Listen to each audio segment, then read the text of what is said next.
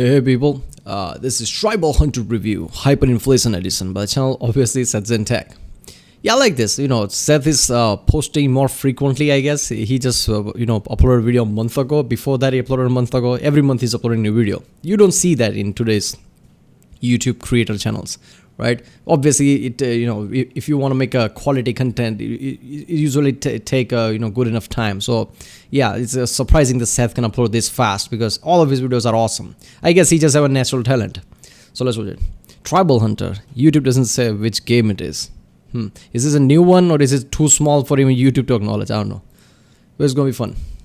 Hey people, Seth here. Here's our topic of the day. Inflation. Inflation is a global topic. Some of the most powerful people on this planet are the same people responsible for the most inflation. Yeah. Coincidence? I think not. You might think it's just a way of printing liquidity for short-term gain and no consequence, because, after all, everything is tethered to the dollar since we abolished the Bretton Woods system in 1971. So, even if you're holding pounds, euros, or yen, it doesn't matter, because you're equally screwed. Our hyperinflation is your hyperinflation. Yeah. Enjoy. In conclusion, the Federal Reserve is run by hyperinflation fetishists. But here's the thing, they're not doing it for money. They're doing it because they're perverts, and they find it to be extremely hot. Now, let's talk about something completely unrelated. Tribal Hunter is a completely innocent game where you play as an anthro lizard who is sent to guard over the land. You fight, you protect the innocent. You consume your enemies by ventilating them directly into your mouth. And it's really funny because if you eat too much, he gets large. Oh god, imagine that. And what if he ate even more and got even larger? Well, that would be crazy. But don't eat too much or you're gonna pop. This is an allegory for your blood vessels, which are going to pop if you keep going down this road, because soon enough the only way you can keep going down this road is in a motorized mobility scooter. Answer me this, what will you do when Elon Musk turns off the Tesla battery in the middle of the woods? That's right, you're going to be kissed to death by a pack of nanny dogs who just broke out. I don't know why. As soon as I saw that, if you eat, you get bigger. I see that coming. Like, yeah, Seth's gonna make a joke like this, definitely. Of the local nursery. And guess what? Breakfast was free infants ago. You're the main course. Think about that next time you're engorging yourself like the hungry caterpillar that you are. This game plays like a brawler platformer Metroidvania. It's like the old Metroids if Samus was or could become heavily pregnant, and this grants her gameplay advantages. It's much the same way. When you're small, you're very quick, you're very nimble, and you can platform really easily. When you're large, you hit like a truck. Your damage, your animations, your hitbox, they all scale with your stomach content. However, you become both vertically and horizontally challenged. When each footstep is the equivalent of a quake in Asia, jumping is the least of your concern. This might not be politically correct to say, but there's no way to sugarcoat it without making you even larger. You're a fat fuck. So, how do we shed those pounds? Well, you sit down and you metabolize your food in a matter of seconds. When the morbidly obese blame it on metabolism, this is exactly what they mean. This is what they're competing against. This goddamn lizard just metabolized, and I calculated this, by the way. I took an average slaughter-sized 250-pound hog, and he ate 3 of those, which, in a span of 15 seconds, he has digested completely. That's over 500,000 calories reabsorbed into his body. And still we're asking stupid questions like, why can he breathe fire? Here's a question, why wouldn't he? Sitting down quickly trades satiety for health, and it's your primary... Well, let's be honest, he took all those 500,000 calories and turned it into fire. Apparently he can do that. I love this. I don't know, in this game, when you get too big, I like how when he falls, he just, slams down like he's using his weight to attack something. I'm pretty sure that's like if somebody's, some enemies below and you just jump on them, you're supposed to kill them, right? This is ridiculous.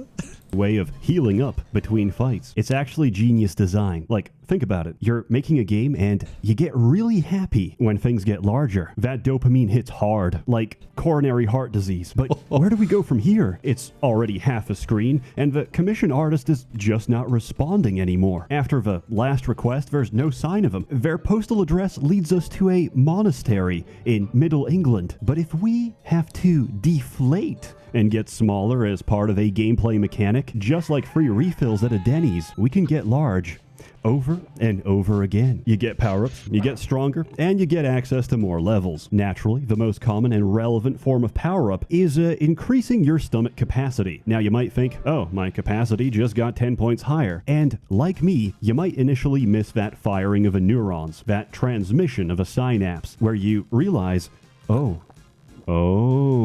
this isn't my final form. I can get larger. And so there's this strange drive pushing you forward where you're kind of morbidly fascinated. Because you see, there's many forms of motivation, and ours is to see how large we can possibly get. Yeah, seriously. Who is this game for? Why are we... I'm not gonna lie, that would be the driving force for me. Like, if you can get bigger then get smaller, you would want to see like how large can I really get. I like this game. But, you know, this when he gets too large and he breathes like that. He's, you know, when his tummy is too bigger, it just vibrates like it's earthquake or something. The animations are ridiculous. Covering it. Why is it important? That's a very simple answer. First, they came for the furry inflationists, and I did not speak out, for I was not a furry inflationist. And then they came for me, and there was no one left to speak out. That's why we defend them now, and we get on good terms, so that during the upcoming political upheaval, they can return the favor and vor our enemies. Due to the nature of my work, I cover some really old and really niche games. Problem is, it's hard to get an original copy, so I depend on friends and family to send me a working copy of Bad Rats 2, Punjabi pre-cracked no virus. One of the most stable ways to do this is torrenting, or as it's more commonly known, trying before buying. Unfortunately, my internet provider and the people who work there... I knew it. Every video he talks about pirating. How is he doesn't get in trouble, man? He has 1.2 million subscribers. ...are the product of a brother and sister who loved each other a little too much, as they cannot distinguish between illegal torrenting and me trying to download a legitimate copy of a game I already own. So they throttle my connection and my internet grinds to a halt. Thank you, Verizon, for the opportunity to pay $89.99 monthly, all for the luxury of having no internet. Despite this, like a battered housewife, I insisted. They're doing it because they love me. Then, about a month later, I received a cease and desist from Verizon telling me that I'm most definitely... The video game Bad Rats 2 has been found to be downloading using peer-to-peer.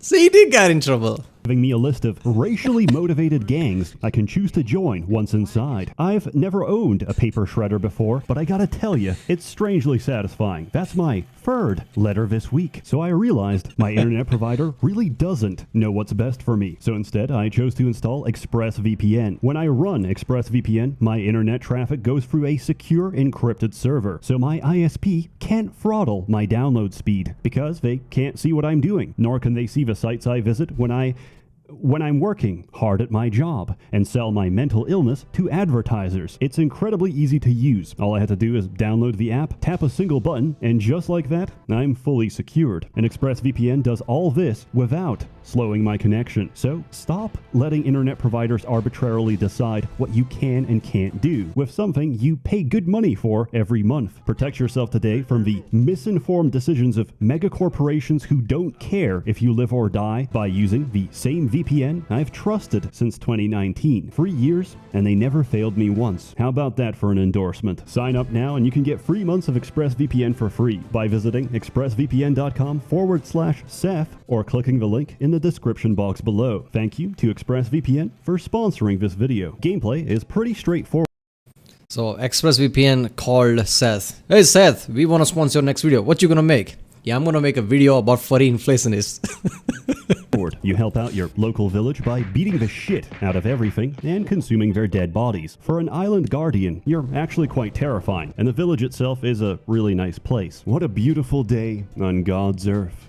I wonder, what shall I do today? Work on myself? Develop my skills? Care for my friends and family? I know, I'll spend my entire life online and become increasingly weird and isolated, divorced from reality. Self-esteem?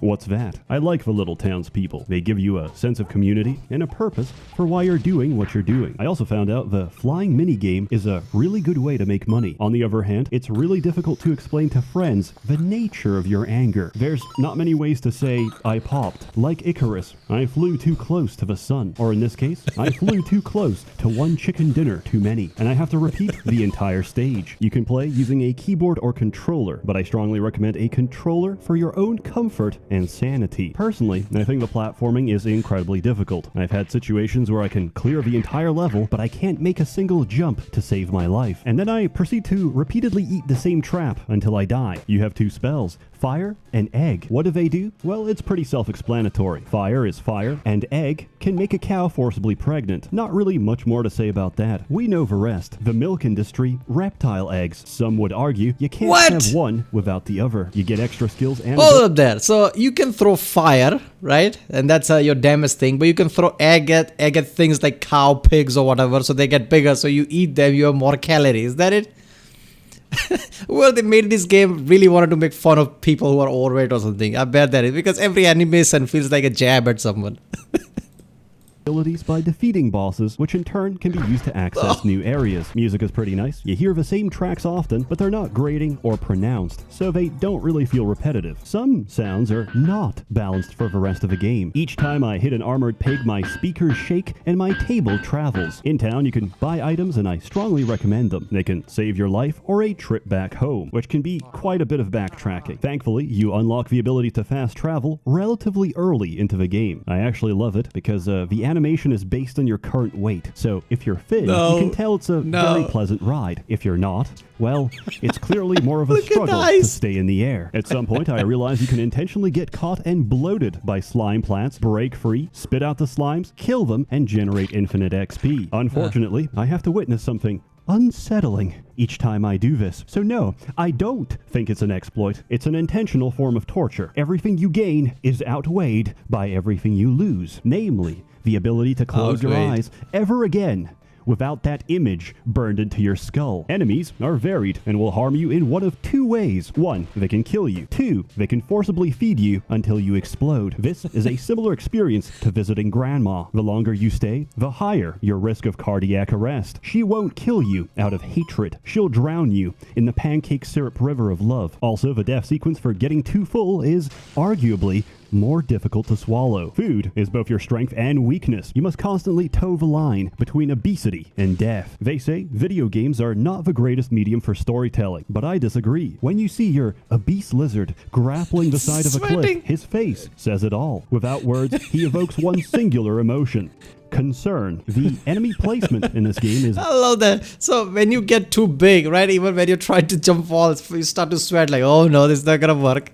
Every other, like, you know, what was that? He traveling through water on top of the alligator or something? They're flying with the bird. This is ridiculous. Brutal. Forget those two archers in Anne Orlando. That will seem like a pleasant memory when you're getting stun-locked by roast turkey. You get XP pretty generously, and this lets you upgrade your abilities at any time. Many of these are locked until you get later into the game. I don't have any recommendations except get healing on your punches, because relying on digestion for health is okay, but you can't do magic on an empty stomach. And that's a shame, because playing the game as a tactical egg artillery is objectively the best experience. Imagine seeing something pouring from the sky, and it's either going to kill you or make you pregnant. That's quite terrifying. Critique: I hate slimes. I really dislike them. That is all. Besides that, sometimes animations really don't look like they should affect you, but they do. Like, you can feel a hammer's shockwave when you're not even on the same floor. It's a minor complaint, and they'll probably fix this. You know what? It's a furry developer. In all likelihood, they will fix this, and they're currently taking notes. That's the difference. You want something done? Stop recruiting on LinkedIn. Go to Fur Affinity instead. Also, some of the controls can be awkward, but you can remap them. And also, you're just gonna get used to it. Reverse critique: I really like the idle animations. That is all. In conclusion, I give Tribal Hunter a full out of belly. It was there for me during a difficult...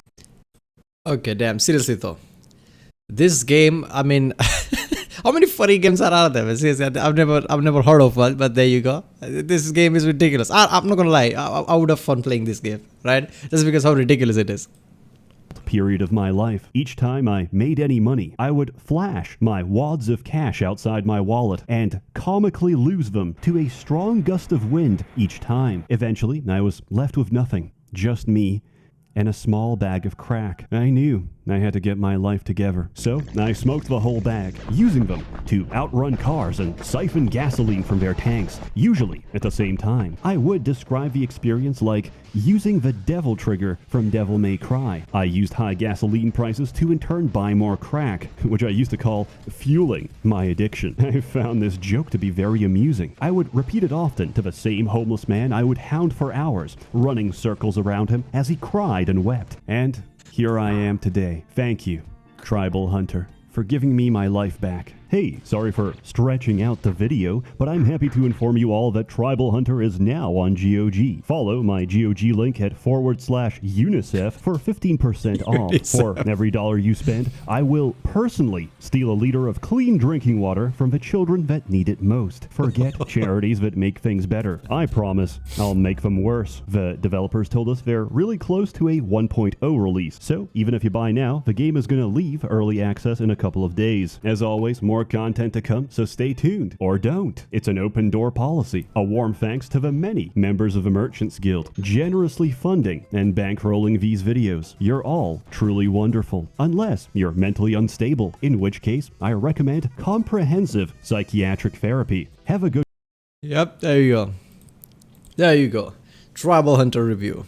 Yeah, I didn't see the credits in the end, so I'm guessing this is not one of those videos where, I'm pretty sure Seth basically, gets Patreon money or something specifically for videos, right? It's not some subscription thing. He takes certain money for a certain video and that's it, right? And he talks in the credit, but sometimes he makes videos like this, where it's just, I guess, free in a way that, nobody on the Patreon really paid for it or something. So that he doesn't show credits and things like that. And I love that shit, right? He just thoughts of a game and, ExpressVPN like, oh, we're going to sponsor it. Like, yeah, all right. I was going to make the video anyway. You have to be so good that, I guess even the developers have no problem with all these jokes and all this non-PC thing. Even the, someone like ExpressVPN don't have a problem. Right, well, there was Tribal Hunter review, Hyperinflation edition by channel SsethTzeentach. If you like my reaction, like, subscribe, and I'll see you next time.